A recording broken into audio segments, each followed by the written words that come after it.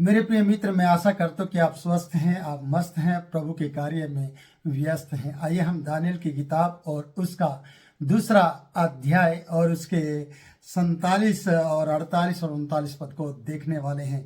और 46 पद के से मैं शुरू करता हूँ इस बात के लिए कि 46 पद में जब दानियल ने उस स्वप्न का अर्थ बताया तो राजा यह सुनकर कि उसने सही कहा है, उसको सामने मुंह के बल गिर गया और वो दंडवत करने लगा और सुगंध द्रव्य उसके सामने जलाए गए और उसको दान भेंट दी गई।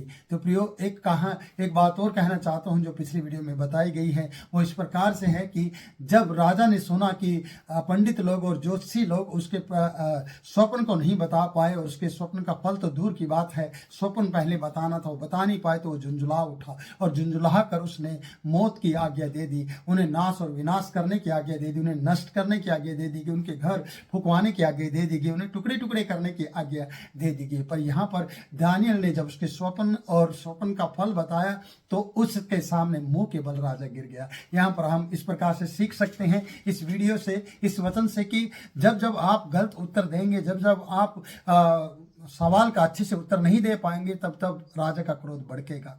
किसी का भी क्रोध आपके ऊपर भड़क सकता है जब आप सही जवाब नहीं देते हैं या सही जानकारी आपके पास नहीं होती है। अधूरी जानकारी और गलत जानकारी दूसरों के लिए क्रोध का कारण बन जाती है और दूसरों के लिए परेशानी का कारण बन जाती है। जब आप गलत तरीके से बातचीत करते तो तांत्रियों ने और पंडितों ने और ज्योतिषियों ने इस तरीके की बातचीत की थी, जिसके कारण से राजा ने निर्णय लिया कि इन्हें नष्ट किया जाए और सीधे से इन्हें खत्म कर दिया जाए, इनके घर को नाश किया जाए। पर दानियल की प्रार्थनाओं के द्वारा, दानियल की सही समझ और सोच विचार के द्वारा, दानियल की प्रार्थनाओं के द्वारा और दानियल के दर्शन के द्वारा, दानियल की परमेश्वर की ओर से मदद के द्वारा आज इन पंडितों का और तंत्रियों का और ज्योतिषियों का भी उद्धार हो गया, उनको भी जीवन दान मिल गया। जो प्राण दंड उन्हें मिलना था, आज उन्हें जीवन दान मिल गया है। किसकी वजह से? दानियल की वजह से। इसलिए दानियल के सामने राजा मुंह के बल गिरा, पर तंत्रियों और ज्योतिषियों और पंडितों के सामने वो मुंह के बल नहीं, अपने मुंह से वो बात कह गया कि इन्हें नष्ट किया जाए, इन्हें खत्म कर दिया जाए। पर आज दानियल को खत्म करने की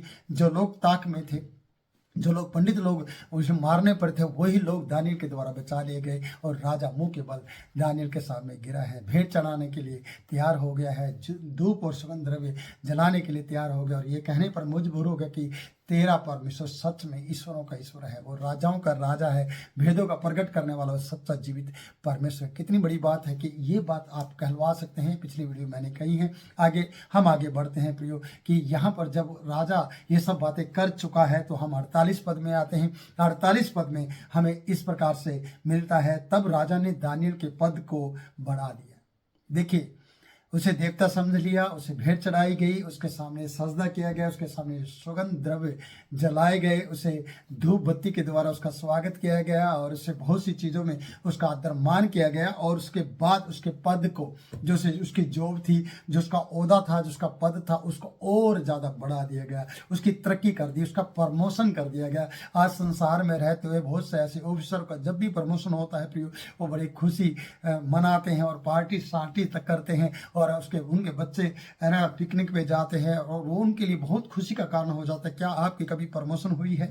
क्या आपने कभी अपने आप को प्रमोशन के लिए तैयार किया है कि आपकी तरक्की और आपके पद को बढ़ाया जाए, या आपका पद चला गया है और आप उस पद से हट गए हैं जिस पद पर परमेश्वर का दास दानियल बना रहा, जिसके कारण से आज ये खड़ा हुआ, ये उसी पद पर था जिसके कारण से परमेश्वर ने इसके पद को बढ़ा दिया है और राजा इससे प्रभावित हो गया है, क्योंकि राजा ने इसको सजदा किया है मुंह के बल गिरकर। आपके साथ भी ऐसा हो सकता है। अगर आपने पद को आप बढ़ाना चाहते तो परमेश्वर के पथ पर आपको बने रहने की जरूरत है। परमेश्वर का पथ, रास्ता ही आपको पद दिलाएगा, परमेश्वर का पथ ही आपके लिए पथ बनेगा प्रयोग।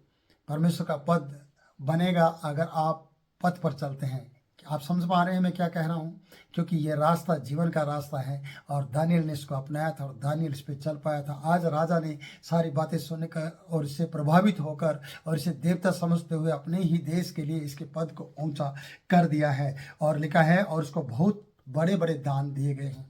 देखिए, जब परमेश्वर के साथ समय बिताते फिर उन पर लेने देने और उन पर उनकी तरक्की पे कोई नहीं रोक सकता, फिर उनके काम को कोई नहीं रोक सकता, फिर उनको ऊंचा उठने पर, बढ़ने पर कोई नहीं रोक सकता, क्योंकि उसने प्रार्थना का जीवन जिया है। क्या आप प्रार्थना का जीवन जीने वाले व्यक्ति हैं? फिर से मैं कहना चाहता हूँ कि उसको बड़े बड़े बहुत से दान दिए गए और यह आज्ञा निकली कि वह बेबीलोन के सारे प्रांत पर हाकिम, ये आज्ञा भी निकाली गई कि वो सारे बेबीलोन के सारे प्रांतों पर हाकिम और बेबीलोन के सब पंडितों पर प्रधान बने।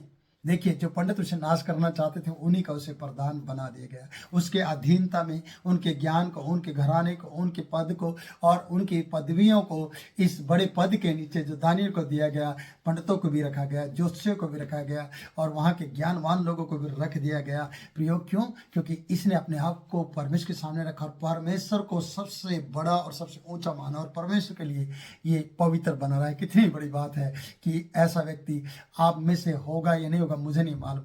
क्या हम ऐसे व्यक्ति बन सकते हैं कि हम परमेश्वर के लिए अपने आप को अलग रखें और परमेश्वर को अपना बड़ा पद माने, अपना बड़ा खुदा माने और परमेश्वर माने और उसके लिए आप कार्य करें और उसके लिए जिए, चाहे आप कैसी भी परिस्थिति में क्यों ना हो, और आपको जीने की जरूरत है। प्रियो, आइए हम पढ़ते हैं कि उसे पंडितों का प्रधान बना दिया गया, उसे सब प्रांतों का हकीम बना दिया गया और प्रियो इसकी तरक्की बढ़ती चलेगी राजा की तरफ से। आप देखिए कि जिन लोगों ने इसकी मदद की थी, जिन मित्रों ने इसका साथ दिया था, जिन लोगों ने इसके लिए भी प्रार्थना की थी, क्या वो ऐसे ही रह गए?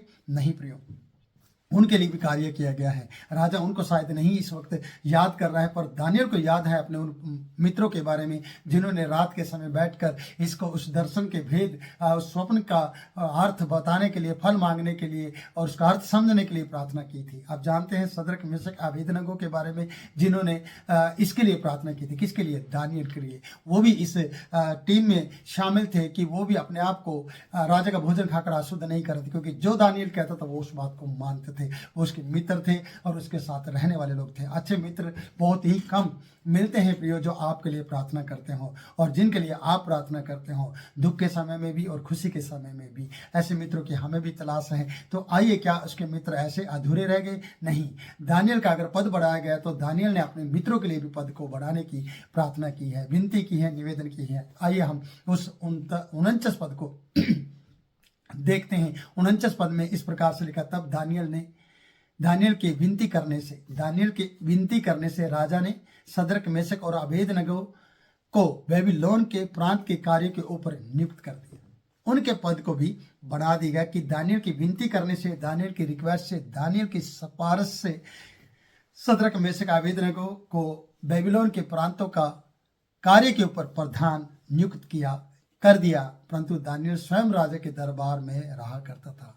राजा उसे छोड़ना नहीं चाहता था। स्वयं राजा उसे अपने भवन में रखा करता था और स्वयं राजा के भवन में दानियल रहा करता था। और सदरक, मेशक, अबेदनगो को भी प्रांतों के ऊपर कार्य संभालने के लिए नियुक्त कर दिया गया। देखिए, आप प्रार्थना करने वाले हैं, आपकी तरक्की तो होगी, आपके द्वारा आपके साथ जुड़े हुए लोगों की भी तरक्की होगी जो आपके लिए प्रार्थना करते हैं, जो प्रार्थना में परमेश्वर को धन्यवाद देते हैं। प्रियो, कितनी खुशी की बात है कि आप ऐसे मित्रों को चुनाव करें और ऐसे ही लोगों का चुनाव करते हुए अपने साथ उनको भी जोड़े कि जो प्रार्थना का जीवन जी रहे हों, और आप भी प्रार्थना का जीवन जिए, परमेश्वर के साथ समय बिताइए कि आपकी तो तरक्की होगी, पर साथ में आपके लोगों की भी तरक्की होगी, आपके समाज की भी तरक्की होगी, उनके भी पदों को बढ़ा दिया जाएगा, वो भी अच्छे पदों पर नियुक्त किए जाएंगे राजाओं के द्वारा। क्योंकि राजाओं के राजा की जब आप बात मानते हैं, जो राजाओं का राजा, ईश्वरों का ईश्वर है, जो परमेश्वरों का परमेश्वर है, वो सर्वशक्तिमान परमेश्वर यहोवा है, जिसके पुत्र यीशु मसीह की हम आराधना और स्तुति करते हैं, जिसने हमें से कहा है, तुम्हें मैं अनाथ नहीं छोड़ूंगा, मैं तुम्हारे लिए एक सहायक भेजूंगा जो पवित्र आत्मा के रूप में आएगा। आज पवित्र आत्मा आपकी अगुवाई करे इन वचनों को सुनते हुए और इन वचनों को देखते हुए आपकी अगुवाई करे पवित्र आत्मा की। आप दानियल के समान और सदरक, मेशक के समान एक अच्छी मित्रता को लेते और परमेश्वर के पुत्र के साथ जुड़ते हुए और परमेश्वर की दुहाई देते हुए दिन में 3 बार भी और उससे अधिक भी और 7 बार भी आप परमेश्वर को धन्यवाद देते हुए उससे वो सामर्थ और वो ज्ञान बुद्धि मांगे। क्योंकि परमेश्वर का वचन ये बताता है कि मैंने जगत के मूर्खों को चुन लिया है ताकि वो ज्ञानवानों को लज्जित करे। जितने भी शास्त्री थे और जितने भी ज्योतिषी थे और जितने भी कश्तियों की विद्या जानने वाले थे और जितने भी पंडित लोग थे, सबको इसने अपने अधिकार में लिया और राजा ने उनके दानियल के अधिकार में कर दिया, क्योंकि ये परमेश्वर के अधिकार में बना रहा, परमेश्वर की अधीनता में बना रहा। उसी प्रकार से आपको भी अपने पासवान की अधीनता में रहना चाहिए, अपने परमेश्वर की अधीनता में रहना चाहिए, अपने प्रभु के वचनों की अधीनता में रहना चाहिए और पाक पवित्रता में बना रहना चाहिए, जिसके कारण से आप ऐसे वचनों की आशीष पा सके। प्रियो, सच बात तो यह है कि हमें प्रार्थना के जीवन को जीना चाहिए और परमेश्वर की महिमा करना चाहिए। मैं परमेश्वर का दास आपके लिए प्रार्थना करता रहूँगा, आप हमारे लिए प्रार्थना करते रहें और इस वीडियो को देखकर दूसरों को भी शेयर करें, हमारे चैनल को सब्सक्राइब करें, लाइक करें, जिससे कि हमें मनोबल मिले, और कमेंट लिखें जिससे के कारण से हम समझ पाए कि आपको ये वीडियो देखने से, वचन सुनने से आशीष मिली है। अगर आपको आशीष मिली है तो हमें लिखित तौर पर कमेंट के द्वारा हमें बताएं, जिससे कि हम भी आशीषित हो सके और भी वीडियो आपके लिए बना सके। प्रभु आपको बहुत ऐसे आशीष दे। मुझे दे इजाज़त, फिर मिलूंगा नए वचन के साथ नई वीडियो में। तब तक के लिए जय मसीह की।